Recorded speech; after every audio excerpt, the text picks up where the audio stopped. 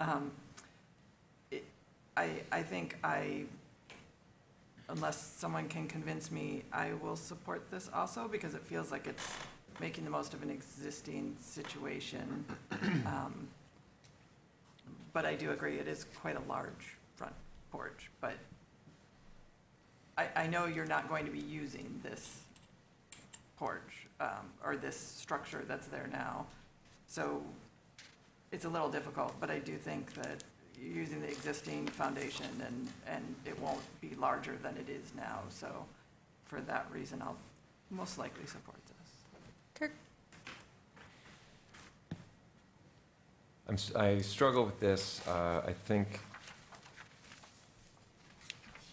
to some degree, the renderings and so on of what they're proposing in the long term are somewhat irrelevant, since what we're just doing is granting a setback variance for any purpose whatsoever. I know, and again, not that we follow precedent, but we've struggled with properties which are close to the university, prone to redevelopment, granting a few inches in the back in order to extend the structure for more bedrooms and so on. And I don't doubt that the current owners intend to make this a covered porch, but there are, we're just granting a setback variance. So I just wanted to throw that in there. In the long term, as was mentioned with some other irregularities that we've seen in the city record keeping that should be fixed, clearly we need a front porch remedy, and a remedy such that we know that the front porch will stay a front porch and not be used as an excuse to demo and rebuild it. Some of the cracker boxes that we see are inserted around town just just to house as many people as possible. So I'd be interested to hear more comments. I've appreciated the discussion so far.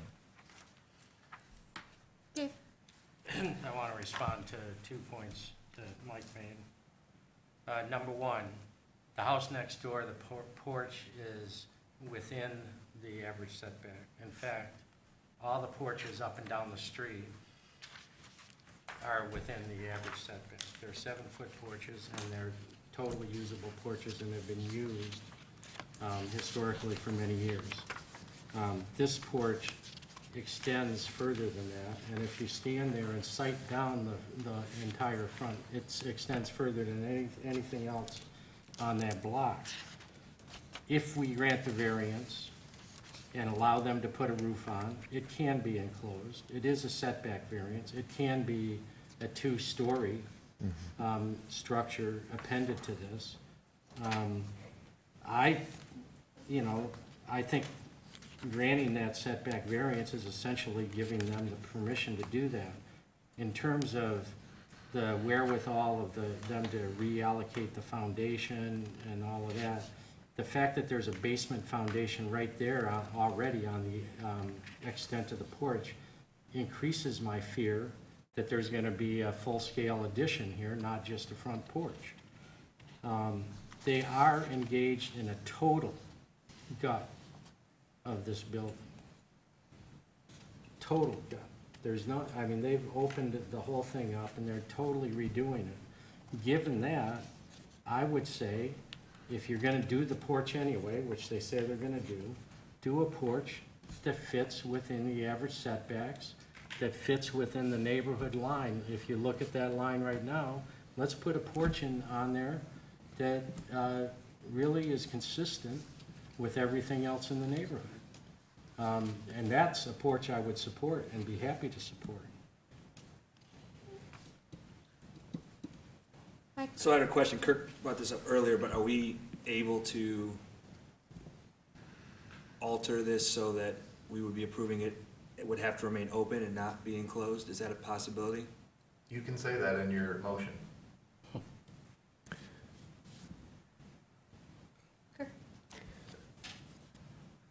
However, would you characterize that as an ill-advised long-term strategy for tackling these variances? It's, period. I would say it's gonna be difficult possibly to control decades in the future, when we're all not here. I mean, it'll be noted in the record, but you can always say it can be, it must remain to be open and unenclosed. And whenever this file is potentially reopened, that in theory would be noted if they wanted to put on an addition, for example. Yes, there'll be notes in the record. As long as someone doesn't cut them out with scissors. Didn't cut it with scissors, right? I guess it just, I'd be open to making that amendment to the motion, but I don't want to go through the trouble of doing that if it's not going to have support, so.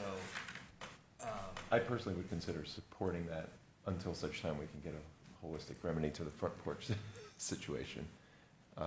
Unless there's a strong legal question about doing that. And I'm just throwing that out there, but I would like to hear more discussion. Charlotte? I would also like to say that I think this is out of character for the neighborhood. I think you can achieve the same aesthetic that you're striving for in the required setbacks. Nicole? I don't really know that adding wording about an open porch would solve the problem of creating a new setback. That they could always build on the upper portion and have a more imposing building on the site that would have an open porch underneath it. I'm not in favor of changing the setback, so I probably will not support this. Any other discussion, or Mike? I don't think it's got the vote, so I'm not going to propose it. You ready for a motion? I'll make the motion. Thank you, Dave. Petition ZBA 18-015, semicolon, 1106 Michigan Avenue.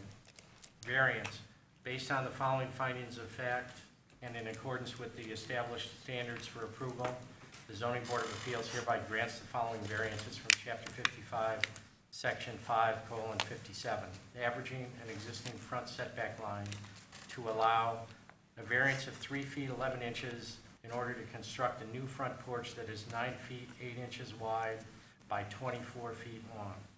The average front setback is 20 feet 10 inches. The front porch is to be built per the submitted plans. A, the alleged practical difficulties are peculiar to the property and result from conditions which do not exist generally throughout the city. B, that the practical difficulties which will result from a failure to grant the variance include substantially more than mere inconvenience, inability to attain a higher financial return, or both. C, the variance if granted will not significantly affect surrounding properties. D, the circumstances of the variance request are not self-imposed. E, the variance request is the minimum necessary to achieve reasonable use of the land or structure. There's support. Support from Nicole. Nicole? No. Julie? Yes. Kirk? No. Charlotte? No. I also vote no. Mike Daniel? Yes. Dave? No. The request is denied. Moving on to petition ZBA 18-016, 812 Henry Street. John? The next ZBA case before us is ZBA case 18-016. The address is 812 Henry Street. Heidi Mitchell, property owner, is requesting permission to alter a non-conforming structure. Owner is seeking to create habitable floor area in the attic space and attach to the existing second floor unit. The unit is an efficiency and will be expanded to a 2-bedroom unit. No exterior alterations or additions are proposed for the existing structure, which does not meet the lot size, lot width, and the front and side setbacks for the R4C district. The subject parcel is zoned R4C, multiple family residential district, and is located on Henry Street just south of East Stadium Boulevard. The subject parcel is 7,405 square feet in size. The minimum lot size for the district is 8,500 square feet, and the lot width requirement for the district is 60 feet. The subject property is currently 50 feet in width.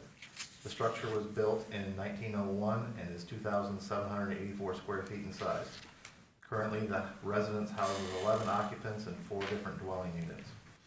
If the alteration is approved, the rental home will have 10 residents, which will be a decrease in overall density.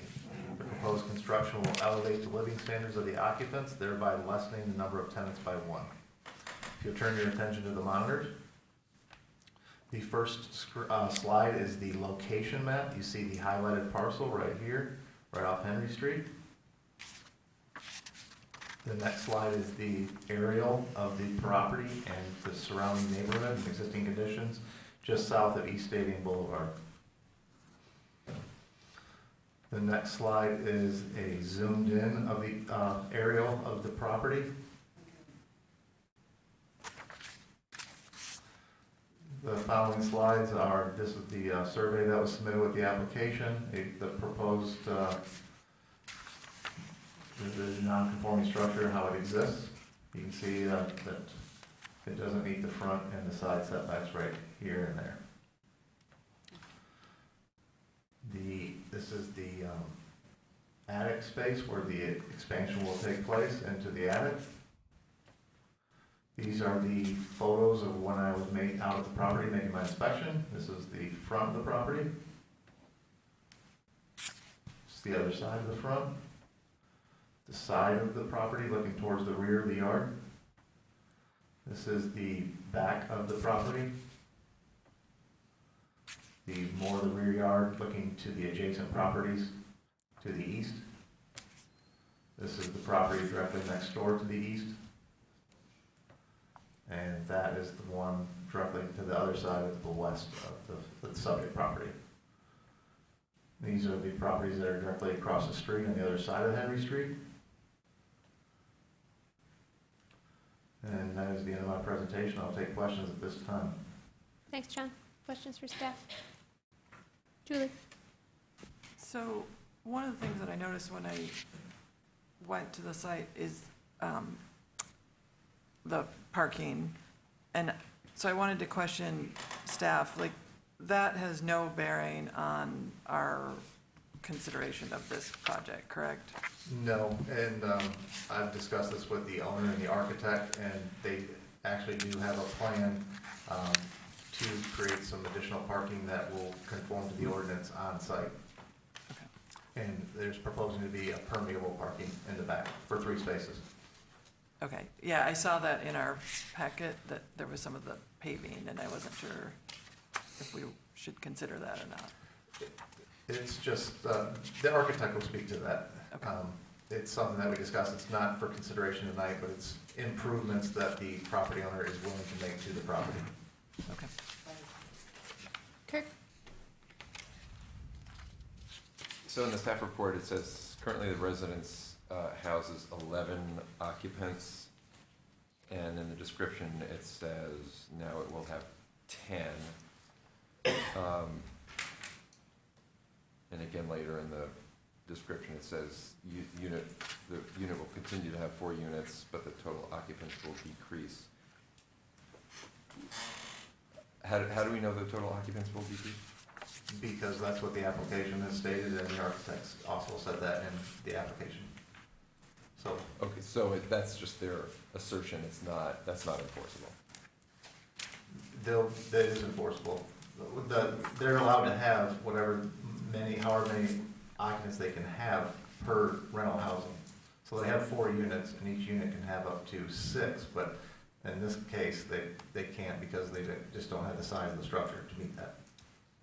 It's just the bedroom, the code for bedroom Right size. now, they're certified for 11 residents, but they're actually gonna reduce that. And I think Because of the reconfiguration, it will mandate a reduction to it's 10. not gonna mandate it, they're doing this voluntarily.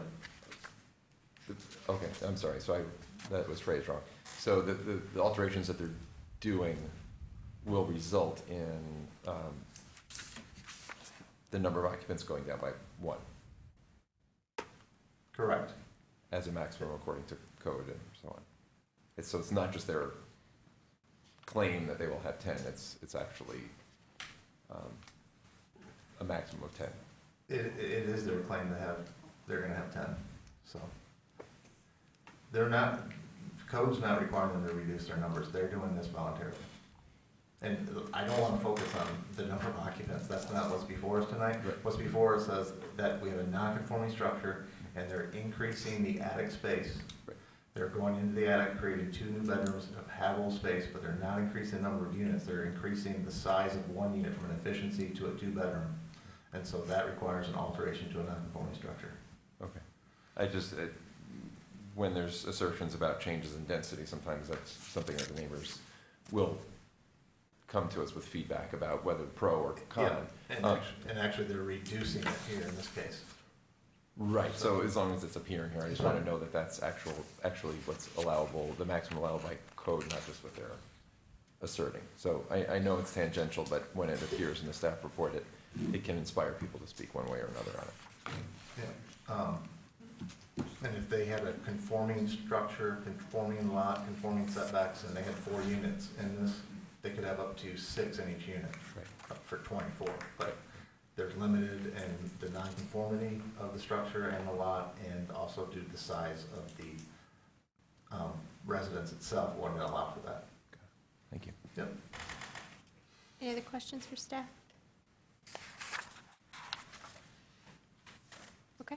The petitioner's here. If you could please step forward, state your name for the record, and sign in. You'll have 5 minutes.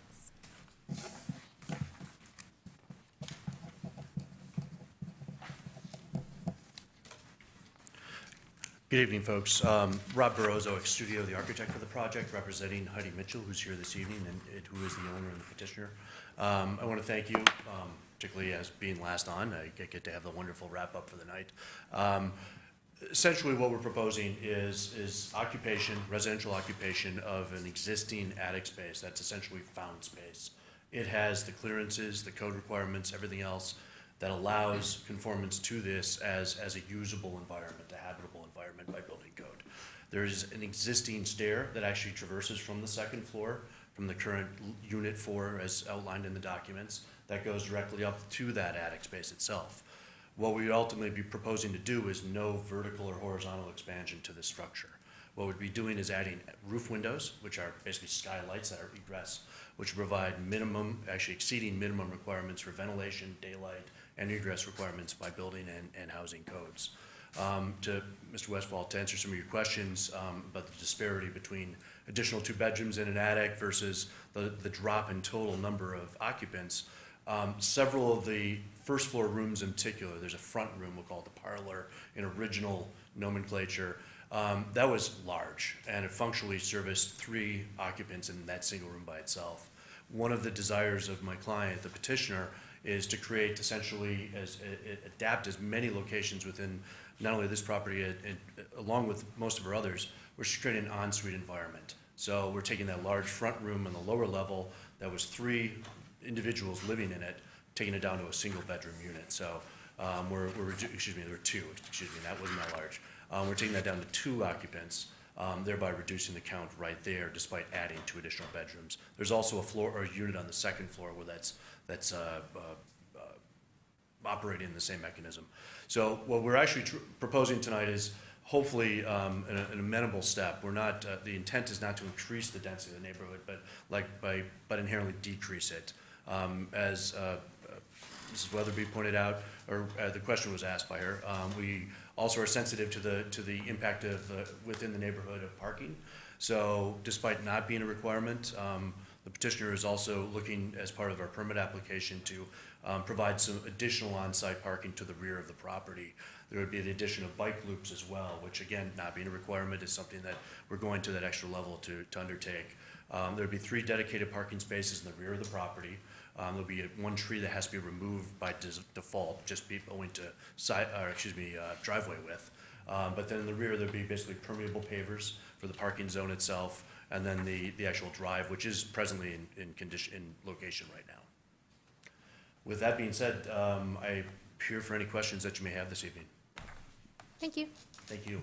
Questions for the petitioner? While I'm Dave? here. An architectural question. Certainly. I know that a lot of the times these stairs that service an attic don't meet current code for a staircase. And I've seen houses where if you're adding space above, you have to redo the staircase in a way that affects the space below, and sometimes you have to give up some space.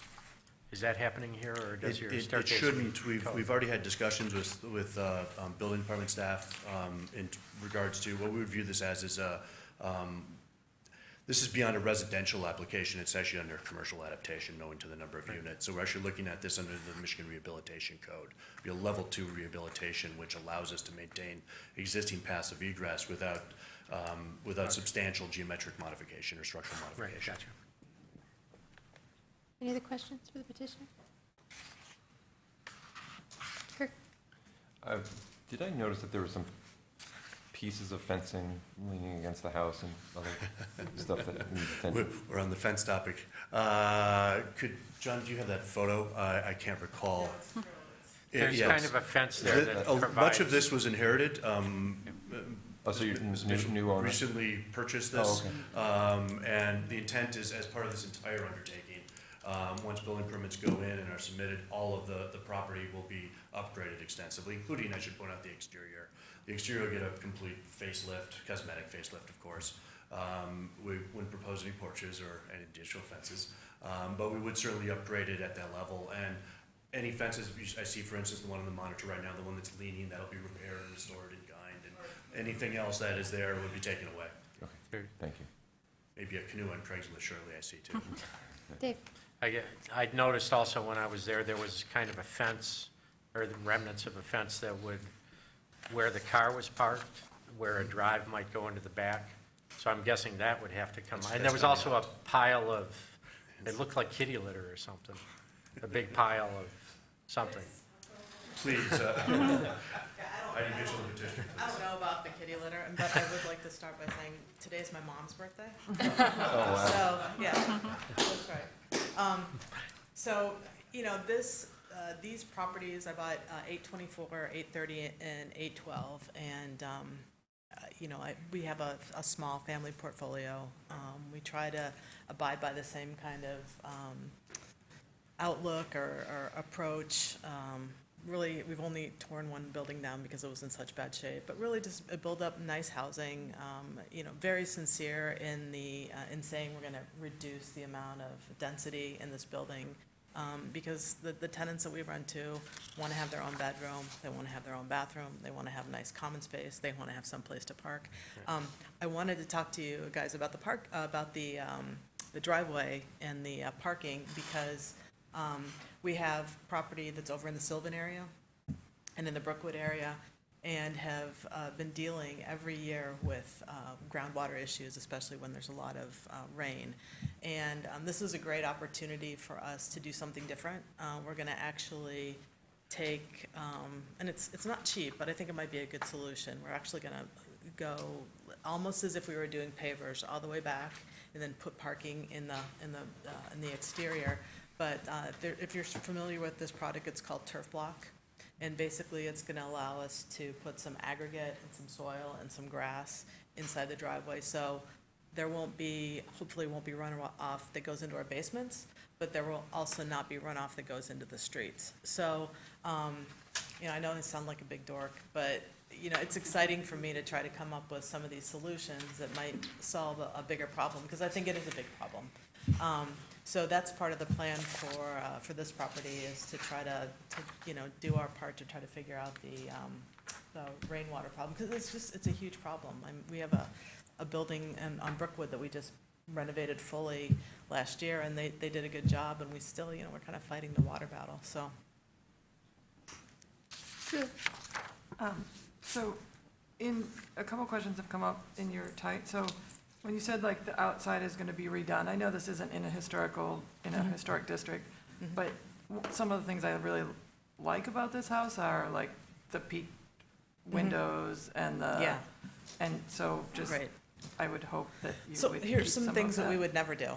We would never take out those gorgeous windows and make it smaller and put a energy efficient window in. Some things we would do is we would replace the trim with something like trim. We probably won't even change the color, but we might have special, we try to do the efficiency or the blocking from the inside. So like do like a giant like basically a or a storm window that you can open and close from the inside. Yeah, I like the house. I think it's quirky. It's got, I think it was moved to this site from somewhere else. The peak is chopped off, so that's why it's got the flat top. But it does have this fabulous attic, and, you know, we want to rebalance the space inside the house, so we legitimately can have 3 two-bedroom units, and probably just have 2 people living in each of the units, and then just have the one efficiency. But the attic is so cool. It's very kind of European, and it's kind of an exciting project to think about putting those giant skylights up there and creating a really neat space for a young professional to live in. So, you know, I want it to look like that. There's a lot of T111 in the back. There's some aluminum siding. We're not going to take that all off immediately because it's very expensive to replace, but we are completely replacing the roof. But back in the back where the T111 is, we'll reface that with hardy board, maybe like some shakes. They have some cool looking shakes. We're gonna put some scallops up in the peak. So over time, we'll redo the outside, and I'm very, very sensitive to the aesthetics and really protecting the architectural features that make it unique and make it, you know, the whole reason why I would want to buy something like that is because of those types of things. Get rid of the white screen door, but. Yeah. Other than that. And just the other thing, and I know this isn't really related, but putting tons of parking in the back, I mean, there are residents right behind you, and so. Right. I'm not a huge fan, actually, of tons of parking, but. Yeah. So I think, you know, I'd like to hear what you think about, I think what we're talking about is, let's use the driveway. It's a very long driveway. Right now, there's a curb cut, but it's just dirt. So obviously, fix that apron, do the turf block back to the parking area, and then I think we've got 3 spaces drawn up, which is more than we need.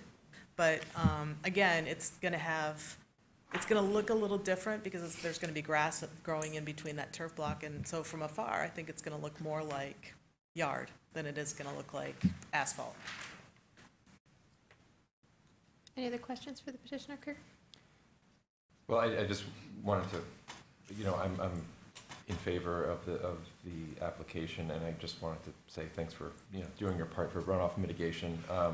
And just so the record's clear, because I think sometimes when people ask questions about something, there's the presumption of the goal. I just want to say, far be it, you know, for me to say that reducing density is what we need. So I just want to be clear.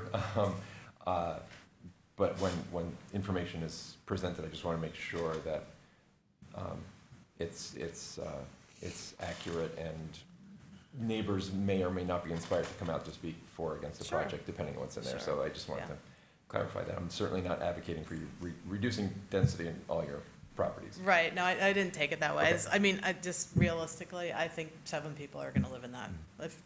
Maybe 10 is what it's gonna be on paper, but I think it's really a building where there's 3 two-bedroom apartments, and 2 people live in each one, and then somebody will live in the efficiency, so.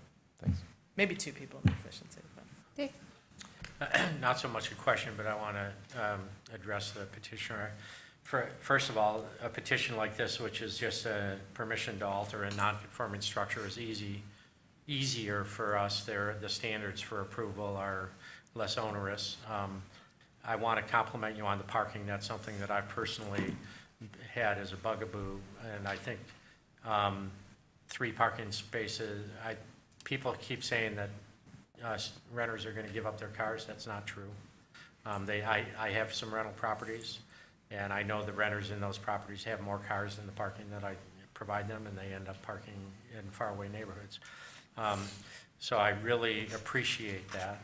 I do want to, as an aside, say I grew up on Dewey Street, and the soils over there on Dewey, Brookwood, Sylvan, McKinley are clay. They're really bad for water runoff. And all the basements from the day I moved on to Dewey Street in 1956 when I was 4 years old, the basements over there always had flooding issues, and most of them still do, unless people have done expensive workarounds. Yeah. So that's something that you'll have to contend with. I appreciate your nod to meeting the needs for parking for your tenants. I respect what you're doing in terms of providing a better living environment, and I think in the long run, you're gonna have tenants that are happier, take better care of it, and are willing to pay a higher rent. So in terms of your bottom line, I think the direction you're going totally makes sense. No, thank you. I appreciate that. Any other questions for the petitioner?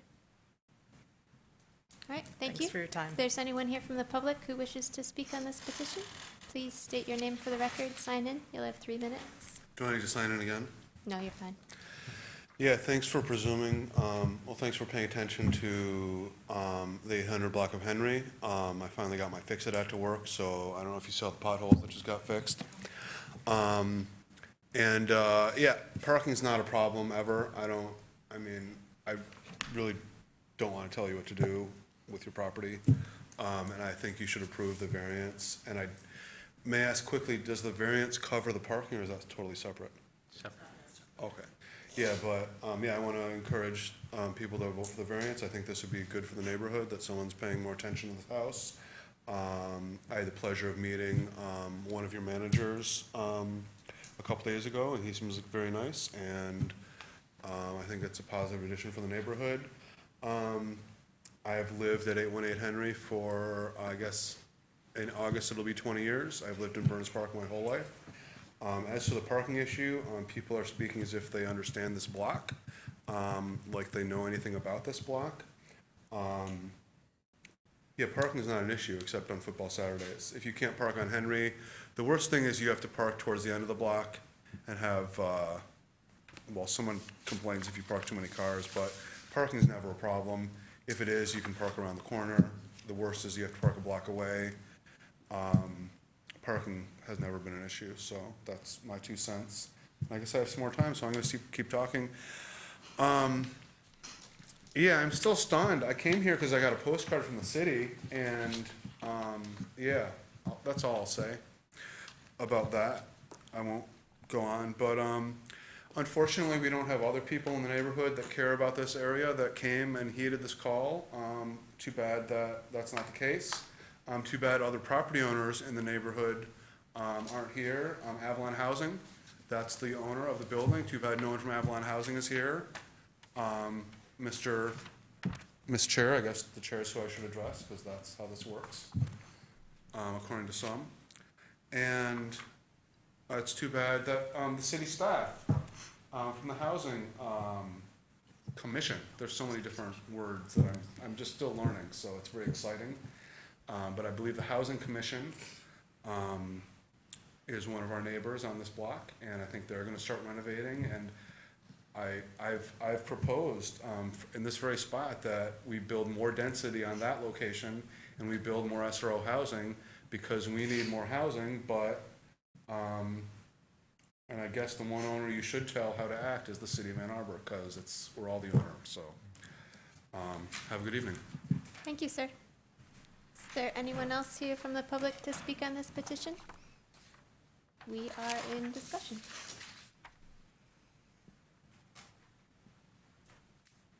Or we're ready for a motion.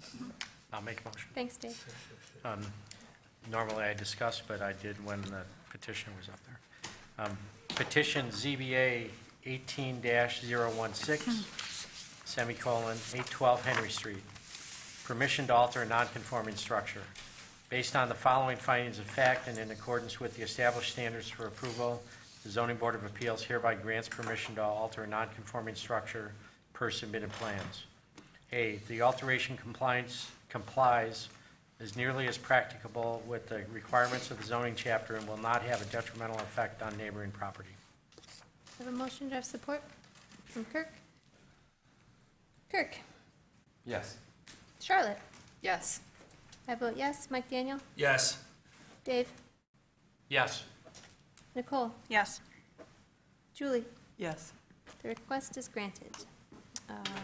Sure. Moving on, we've addressed public hearings, new business, we have no unfinished business, reports and communications. We addressed those as part of the individual petitions. Public commentary, is there anyone else here from the public who wishes to address the board? No? Do I have a motion to adjourn? Motion from Charlotte, support from Nicole, all in favor? Aye. Opposed? Thanks, everybody.